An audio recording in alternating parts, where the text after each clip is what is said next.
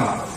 তাই আমি আমার কেদারনাথের সামনে বলতে চাই, খালি পূজা নয়, এই বাংলায় যতদিন গণতন্ত্র প্রতিষ্ঠা না হবে, যতদিন গ্রামে গ্রামে হর হর মহাদেব নাই হবে, ততদিন লড়াই চলবে, পরিবর্তন হবে।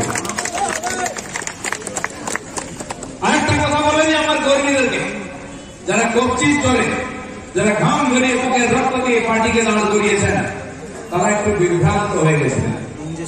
সাংবাদিক বন্ধুরা সকাল পর্যন্ত জিজ্ঞেস করছেন দিলীপদা কোন মঞ্চে থাকবে। সবাই জানতো পশ্চিমবঙ্গে 21 জুলাই একটাই মঞ্চ হয়, ধর্মতলা।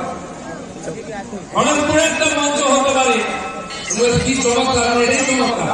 খড়গপুরের শহীদ স্মরণ হবে, 13 জন নয় 250 জন শহীদকে শ্রদ্ধাঞ্জলি দিচ্ছে।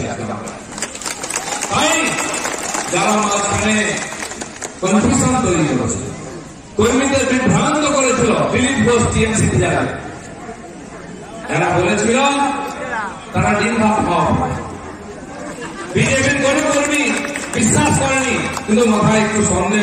দিলীপদা জেনে রাখুন, রক্ত দিয়ে ঘাম দিয়ে পার্টি দাঁড় করিয়েছি, যতক্ষণ না নবান্নে ভারতীয় জনতা পার্টির নেতা বসেছে, এই লড়াই চলবে।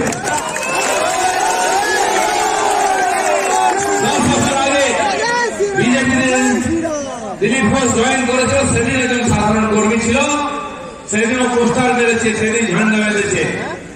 10-12 বছর হয়ে গেছে, সব দায়িত্ব পালন করে নিয়েছি, রাজ্য থেকে কেন্দ্র। আজকেও আমি একজন কর্মী আছি, তাই সকাল থেকে আমার কর্মীদের সঙ্গে আমি রাস্তায় ঝান্ডা বেঁধেছি, আপনারা দেখে। আর দিলীপ ঘোষ ক্ষমতায় যতদিন না বিজেপি আসছে লড়াই করবে কর্মী হিসাবে, ক্ষমতায় বিজেপি বসলেও কর্মী হিসাবে লড়াই করবে এই বাংলার সোনার বাংলা। তাই বন্ধুগণ, কিছু ইউটিউবার, কিছু রিপোর্টার, কিছু বুদ্ধিজীবী ইদানিং খুব হিত ইস্যু হয়ে গেছে, আপনজন হয়ে গেছে। বিজেপি আমাদের চেয়েও বেশি ভালোবাসে, বিজেপি নিজের মা বাপের চেয়েও বেশি ভালোবাসে, আর সকাল সন্ধ্যা আমাদেরকে বিভ্রান্ত করে, চলে যাচ্ছে, ও চলে যাচ্ছে। কিছু কিছু বেজন্মা আছে, তারা বলে টিএমসি কি করা উচিত, আরএসএস এর কি করা উচিত, দিলীপ ঘোষের কোথায় যাওয়া উচিত, তাকে কি টাইট করা উচিত। আরে বেজন্মার দল, বিজেপি চিনতে তোদের আরো কয়েক পুরুষ লাগবে। জেনে রাখুন, দামেদার বুদ্ধিজীবী এর থেকে সাবধান থাকবেন, চাটুকার সাংবাদিক সাবধান থাকবেন, ভ্রষ্টাচারী নেতা এর থেকে সাবধান থাকবেন। বিজেপি যারা বসে আছে, কারণ আমি কারো কমপ্লেন করতে পারবো না। কেউ লড়াই করেছি, দিলীপ ঘোষ 28টা কেস আমি লোকসভায় লিখে দিয়েছিলাম, বাকি কোন কোর্টে কত কেসে আমি জানি না। কেউ বলতে পারে না দিলীপ ঘোষ ঘুষ খেতে গিয়ে, কাটমানি খেতে গিয়ে কোন মহিলার হাত ধরে ট্রেনে কেস পেয়েছে, বা কারো জমি নিয়ে নিয়েছে, কারো চাকরি খেয়ে নিয়েছে, কারো রেশনের চাল খেয়ে নিয়েছে, বলতে পারবে? বিজেপির কোন কর্মীর বিরুদ্ধে বলতে পারবে না।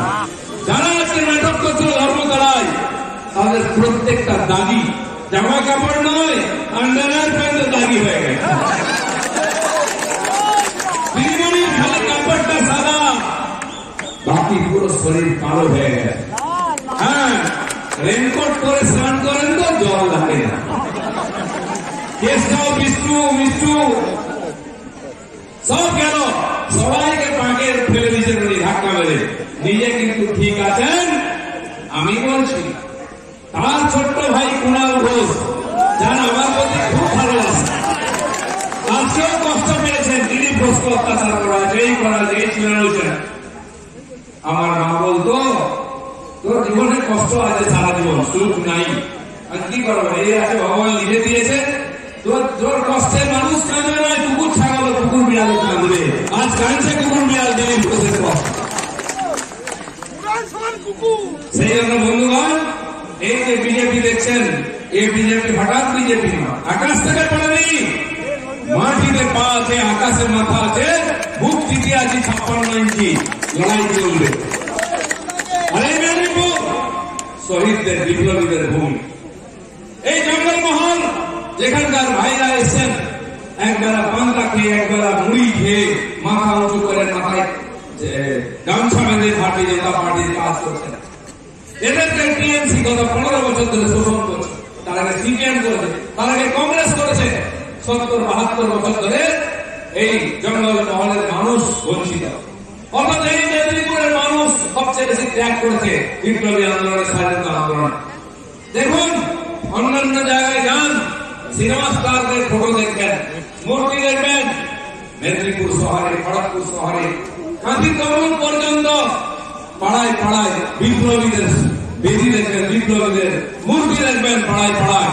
তারা জীবন দিয়েছেন বঙ্গবন্ধু নিয়ে। বন্ধুগণ, তাই আমাদেরকে বিপ্লব পড়াতে আসবে না। কার নাকি আন্দোলন লগ্নে জনম জানি না, কি আন্দোলন করেছেন তিনি, চলবে না চলবে না। আজ পশ্চিমবাংলায় কিছুই চলবে না, স্কুল কলেজ হসপিটাল সব বন্ধ, কিছুই চলবে না।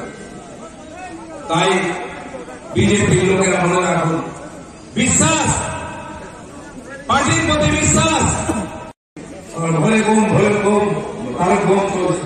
এখানেও আজকে আমাদের ছেলেরা যাচ্ছে, জল তুলে তারকেশ্বর যাবে, বাবা ধাম যাবে, সারা দেশে হাড় বম বম চলছে। অনেক জায়গায় অনেক মিউনিসিপালিটিতে সেই এলাকাকে শাকাহারী ভোজনের জন্য কম্পালসারি করেছে। কোন আমিষ বিক্রি হবে না, মাংস বিক্রি হবে না। তাতে অনেকের কষ্ট হয়েছে। একজন আছেন একটু তার কাটা আছে, এমপি কল্যাণ ব্যানার্জি, সে বলেছে এটা কেন চলবে, কেন খাবে না? আরে তোমার বাড়িতে দিতে যা ইচ্ছা খাও, কুকুর খাও, ছাগল খাও, গরু খাও, আমরা আপত্তি করবো না। এ দেশ ভগবান মহাদেবের দেশ, মা গৌরী শ্রীকৃষ্ণ রামচন্দ্রের দেশ। বিবেকানন্দ বলেছেন এই দেশ যতদিন থাকবে শিব ডমরু বাজাবে, মা পাঠা খাবে। সেই জন্য খাবে, খাও, আপত্তি নাই। কিন্তু যেখানকার মানুষ ভক্তির সঙ্গে উপবাস করে ভগবানের পুজো করছেন, ওখানে আমিষ চলবে না, অসুবিধা হবে, টাকা পায় না। আমি কল্যাণ ব্যানার্জিকে বলছি, রমজান মাসেতে আপনার আত্মীয় স্বজন ওখানে বাংলায় আছে কিনা জানি না, একবার যান বাংলাদেশে বা পাকিস্তানে গিয়ে এক কাপ চা খান, বাজারে এক কাপ জল, এক গ্লাস জল খান, তখনই যদি দোলখান চলে যায় না ধরছে সংযুগা কি হয় দেখতে পাবেন। সেকুলারিজম বাড়াবেন না, অনেক সেকুলারিজম বাড়িয়েছেন, অনেক সেকুলার আমরা জানি, হিন্দুত্বে আঘাত দেবেন না।